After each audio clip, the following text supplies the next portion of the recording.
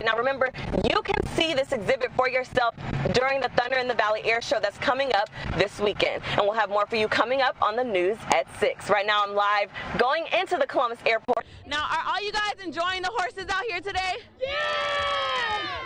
We're having a really good time. We'll be out here until 7 o'clock. Well, Jason, I'm in front of Iglesia de Dios Nuevo Pacto, and things are starting to finally die down. Take a look behind me so you can see. And with this new app, the city of Columbus is helping keep cyclists safe. Hey, Tasha, do we have any idea as to how soon we can see this first business open there where you're talking about?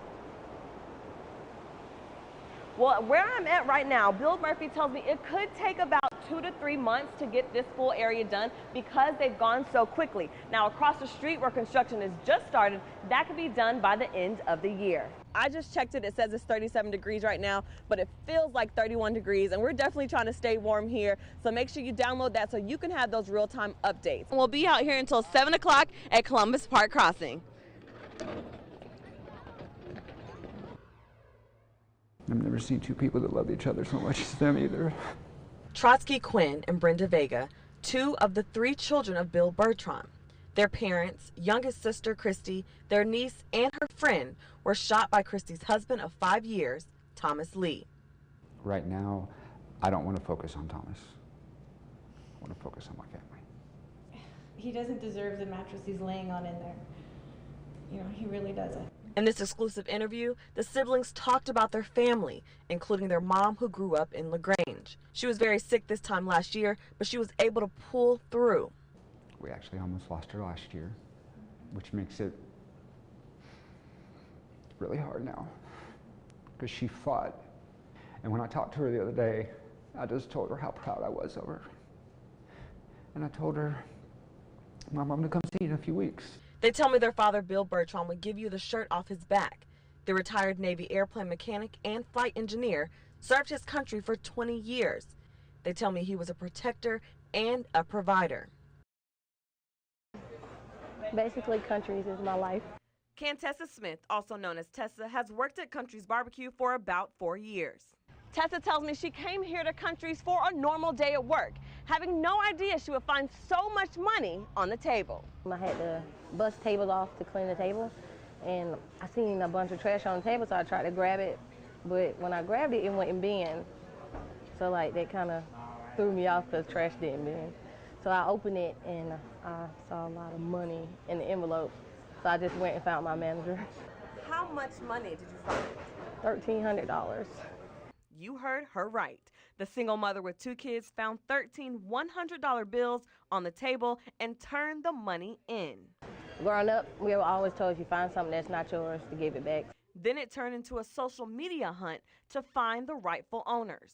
We got cameras everywhere, so he found the time that they came and the time that they left, and we went in the office and we found them on the camera, and we kind of zoomed in on the camera, and we took pictures and posted it on Facebook and see if anybody would notice them. Country's posted this picture on their Facebook page, and it spread like wildfire with multiple shares and comments, and the couple was finally located. Are you guys ready? Yeah! Hundreds of Columbus residents took a journey on coach buses to Selma, Alabama this weekend, including 6 young boys. Ronzel Buckner, the director of Turnaround Columbus, mentors these boys in hopes of making them great citizens in the future. It was a good movie, but sad at the same time because people had to get beat for our rights and stuff. And now, today, we could walk across the bridge without getting beaten.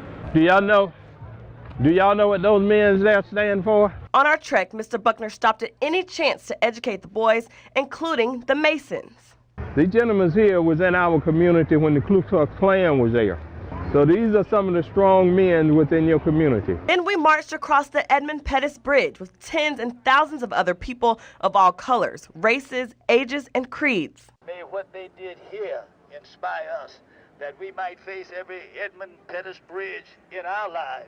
Immediately after, the boys told me they were proud to be able to be a part of history. I'm feeling powerful because people, they risked their lives for us. My experience today was about how we walked across the bridge and nothing happened because of the people who died for us a long time ago. Black Friday shopping comes to a halt for one man dressed in military fatigues when veteran and Purple Heart recipient Ryan Burke started to call him out on things civilians wouldn't pick up on, even asking him about where he went to basic training, and surprisingly, Fort Benning was not his answer. Where'd you go to basic training? Fort Jackson. Fort Jackson? You know, the infantry only goes to Fort Benning, right? Yeah, for Ranger training. No, for basic training. No, I didn't start off as a Ranger, as infantry. From Afghanistan. Okay. That's from Iraq. Okay. And that was for my second rotation back to Afghanistan. You know, no matter how many you do, you can only get one. People like that really give everybody else a bad name. And no, that's not right. Do you have anything to say? Well, I just think it's crazy that you'd have to lie for 10% discount. Burke even questions Sean Yetman about mistakes on his uniform. All right, why's your flag so low on your shoulder? It should be up here. Got me on that one, bud. Why are your boots are all on blouse too?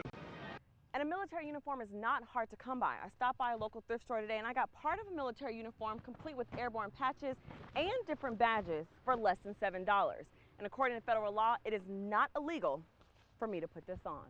But it is illegal, according to the 2013 Stolen Act of Valor law, to try and get money, property, or other tangible benefits by falsely claiming to be in the military.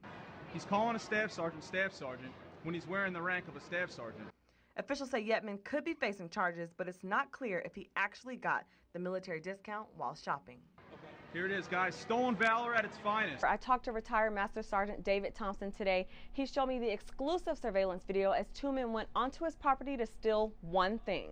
Gone for 5 weeks on business, only to return home to his property missing. Well, when I looked around and I saw that the saw was missing, I started looking around and I noticed things that, for instance, there's a rubber foot to the saw that's laying right here on the ground, and some other things in the yard that weren't there, like a piece of wood that they had thrown down. Retired Master Sergeant David Thompson tells me this happened in mid-October around 7:30 in the morning.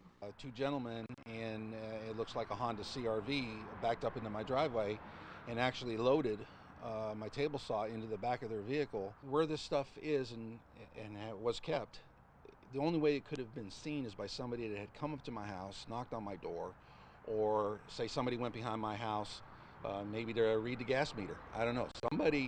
Somebody knew what I had. Thompson says he's been living at his home on Edgewood near CSU for 2 years, and this is the second time in less than a year thieves have stole from him. And I installed the cameras after the first time, yes, because I lost about $1,000 worth of property that time. If you take a close look at your TV screen, you can see the men go straight for the $450 table saw. One of the men tries to cover his face. They try to hide their faces, at least one of them did. But the towel drops as he grabs the saw, and the other man has what looks like a visible tattoo on his right calf. He got out of jail before I got out of ICU. 19-year-old Brandon Langlands is talking about 69-year-old Charles Walls. He yelled at us out of nowhere. We hadn't talked to this dude. He had nothing to do with anything or anything. Brandon tells me one of his friends was in an altercation last Thursday. He says it turned out to be nothing, but moments later he says Walls got involved. He came out to the street and pulled a pistol and pointed at my friend TJ, and I saw his eyes, and I just knew something was gonna happen. And I jumped in front of my friend TJ and looked at the dude and told him to put the gun down. And about that time, he just pulled the trigger. I saw his finger move. I saw a flash of light come from the barrel, and I just felt a warm rush. It didn't hurt at first. I just felt a warm rush, and I grabbed my chest like this right here, and I was looking at him in the eyes, and I was just thinking to myself, why? During my sit-down interview with Brandon, he showed me where the bullet pierced his skin. 2 millimeters away from the main vein, it went straight through my liver, and it clipped one of my kidneys, and the bullet is actually still in my back.